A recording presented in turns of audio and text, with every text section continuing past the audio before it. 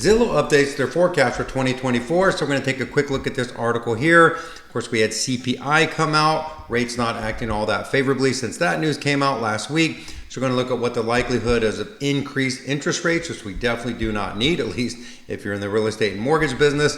And on top of that, Fannie Mae comes out with their sentiment for what current homeowners think as far as is it a good time or bad time to buy a house. Now, ultimately, the market is going to react to interest rates, and we really want to know kind of what the direction is. Really can't do a lot about it, but it is good to know. According to Mortgage News Daily, the current average 30-year fixed rate is about 7.8%, 15-year at 7.1%.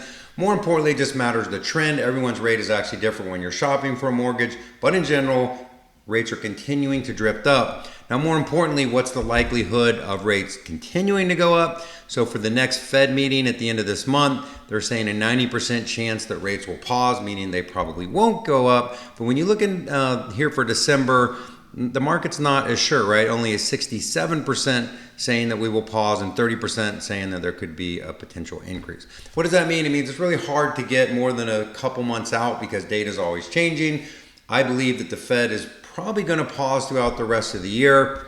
Some of the recent comments about that they need to be data dependent and that the market is starting to do the job for them. So we'll just see what happens. But for now, rates are probably not going to change meaningfully between now and the end of the year. Now, Fannie Mae's actually made some changes recently. So this is their current loan limits for 2023, and the conventional loan limit is currently at $726,200. They are raising this to $750,000, and you can see all of these will probably go up the same. Now, one thing to note here, like if you look at like a 2-unit property, the loan limit goes up to $929,000, and like a 4-unit goes up to $1.4 million or almost $1.4 million. Why is that important? Because Fannie also made a change that you can buy a duplex, a triplex, or a quadruplex for 5% down if you're buying as a primary residence. I did another video on that recently. Again, only for a primary, but it could allow somebody that wants to buy a unit, rent the other ones out, and become really a homeowner and investor at the same time. So it's a good opportunity for the right person. It really just depends. But Fannie Mae raising their loan limit and then decreasing the down payment for multi-unit properties. Now, this is a new article from Fortune magazine talking about Zillow once again shifts its 2024 home price forecast, and here's why. When we go down to this map, they show it's kind of an interactive map. You can look at like areas like Central Florida. It shows 5.5%. They have slowed certain areas in the United States, but it really went from 5.5 to where they're saying really 4.9, which really means there's really not a meaningful change.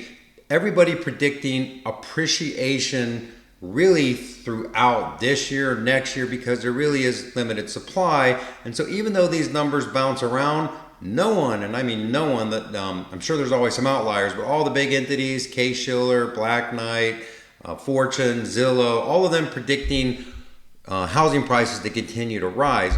Now, it is interesting here from Fannie Mae. They did this new national housing survey that they do, and some sobering things that they said, that in September, 16% of consumers reported that it's a good time to buy a home, matching the all-time low survey set by last year. Now, another way to say that, or at least the way my brain works, is that means 86% of people think now is not a good time to buy a home, which kind of makes sense, right? If rates are, much, much higher than where they've been, at the same time affordability is low. So as you get these people, exploring buying a home, they see what the average payment is, and a lot of them decide they're going to wait till this year, next year, or whenever rates fall. I think rates are going to fall faster than people think. I thought they'd be lower than what they are now, so there's really no way to know.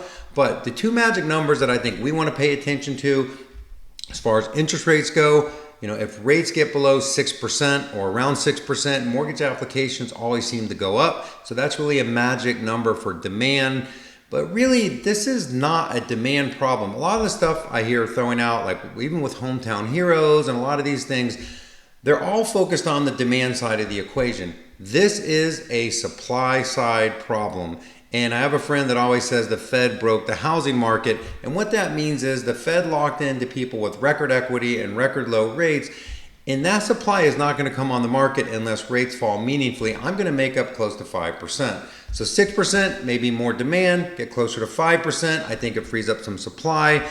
At the end of the day, we don't get to control that. So we have the market as we have it. And I think this market that we have, exactly how it is right now, is how this market is going to feel this year, next year. I think demand will bump up as rates fall, but I don't really see supply changing meaningfully. Meaning, you know, I love to preach the daily success plan for myself. I was just meeting with a group of agents and they were saying that it was slower. A lot of them work with buyers. And I said, what do you do every day when you wake up to go get business? And it is hard to define that. You want to be thinking about what do you do day to day to day. You got to have the biggest net at the least amount of cost. That's the only way, especially if you're working with buyers. Two good news. One, rates are going to come down, at least in my opinion. Don't get your financial advice from me. And two, there are more and more people getting out of the business, which means on the other side of this, there's lots of profit to be made. And keep in mind, there's still 4 million transactions happening annually all the time. So there's lots of people buying and selling in every market. So anyways, that's the news for this week. If you have any questions on this or anything else, reach out to me. As more information becomes available that moves the market, as always, I'll cover it here.